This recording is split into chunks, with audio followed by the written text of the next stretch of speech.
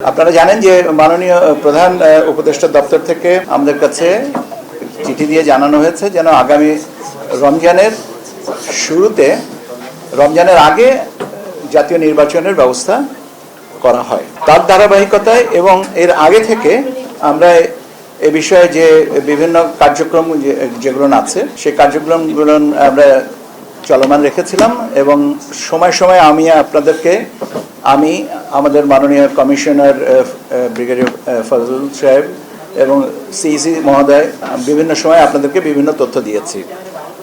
এখন সম্মিলিতভাবে আমরা যেটা আপনাদেরকে আজকে জানাচ্ছি যে সেটা হচ্ছে যে আমাদের কর্মপরিকল্পনাটা কি। স্বাস্থ্যকর অল টাইম হানিকম, সব সময় অল টাইম হেলদি লাইফ।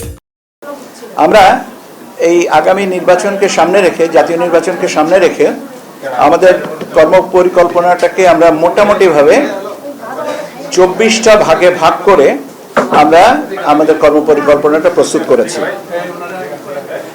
এই কর্মপরিকল্পনাকে রেখেই আমরা অতীতেও যে কাজগুলো করেছি সেখানে এই কর্মপরিকল্পনার ভিতরে অন্তর্ভুক্ত আছে এবং আগামীতে যে কাজগুলো আমরা সেটা সম্পন্ন করব।